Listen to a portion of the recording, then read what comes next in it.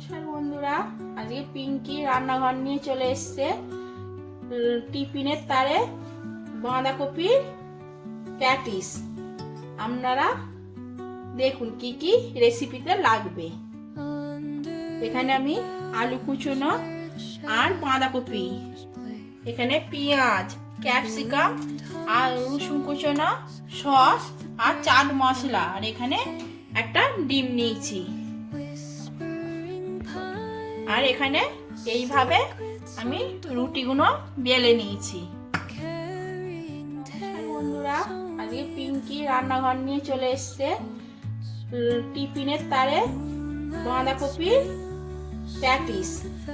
আপনারা দেখুন কি কি রেসিপিতে লাগবে।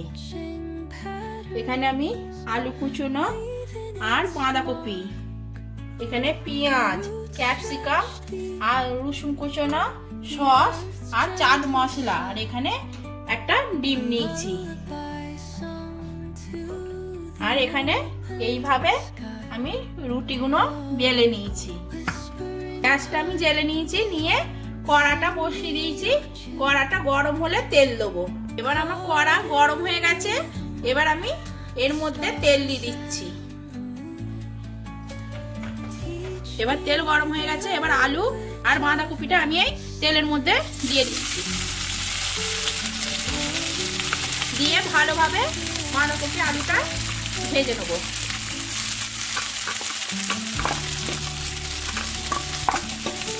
এবার ভালোভাবে তেল দিয়ে এটাকে তেল দিয়েই ভাজতে হবে, এটা জল দেওয়া যাবে না। দেখুন আমার বাঁধাকপিটা ভাজা হয়ে গেছে। এরকম ভাবে আপনারাও ভেজে নেবেন। আমি আবার কড়াটা ধুয়ে গরম হতে বসিয়ে দিয়েছি। আবার আমি এর মধ্যে তেল দিয়ে দিচ্ছি। এবার তেল গরম হয়ে গেছে, এর মধ্যে আমি রসুনগুলো দিয়ে দিলাম। এবার পেঁয়াজগুলোও দিয়ে দিচ্ছি।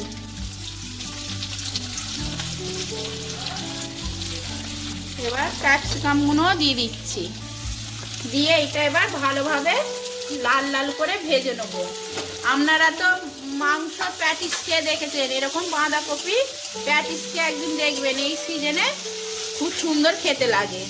এবার আমার পেঁয়াজ ক্যাপসিকাম লাল লাল করে ভাজা হয়ে গেছে, এর মধ্যে আমি এবার বাঁধাকপিটা দিয়ে দিলাম। আপনারা বাঁধাকপি সব সবজি জিরে জিরে করে কেটে নেবেন। এর মধ্যে আমি এবার সসটা দিয়ে দেবো। এবার আমি সসটা এর মধ্যে দিয়ে দিলাম।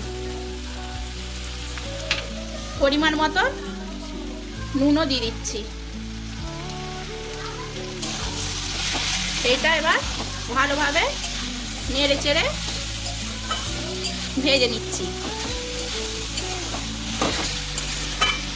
এবার আমার ভালোভাবে ভাজা হয়ে গেছে সস দিয়ে, আমি এর মধ্যে এবার চাট মশলাটা দিয়ে দিচ্ছি। দিয়ে এবার ভালোভাবে মিক্স করে নিয়ে এবার নামিয়ে নেব আমি। এবার আমার চাট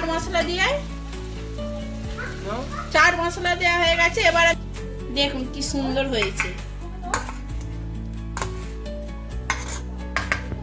আমি এবার এটা প্যাটিসের শেপ দিয়ে তৈরি করে নিচ্ছি। এখানে দুটো রুটি দিয়েছি, দিয়ে এইভাবে কেটে নেবেন সমান করে কেটে নিয়েছি। এবার এর মধ্যে আমি একটা মশলা দিয়ে দিচ্ছি। দেয়া হয়ে গেছে, এবার আমি এরকম ভাবে মুড়ে নিচ্ছি।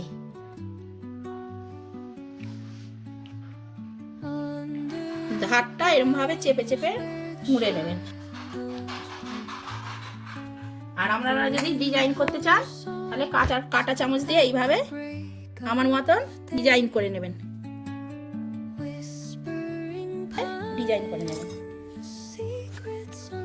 দেখুন খুব সুন্দর বানানো হয়ে গেল। এবার ডিমটা আমি ফাটিয়ে নিচ্ছি।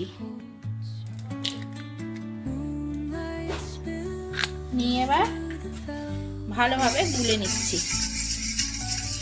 কড়া গরম হয়ে গেছে, এবার আমি তেল দিয়ে দিচ্ছি। তেলটা গরম হোক। এবার তেল গরম হয়ে গেছে, মিডিয়াম জোর দিয়ে এবার আমি এটা ডিমে ডুবিয়ে তেলে দিয়ে দেবো।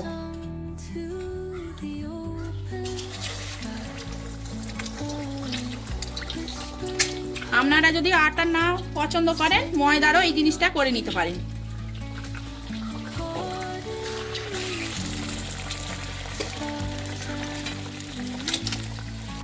আমার ভাজা হয়ে গেছে, এবার আমি তুলে নিচ্ছি। দেখুন কি সুন্দর ফুলেছে প্যাটিসগুলো,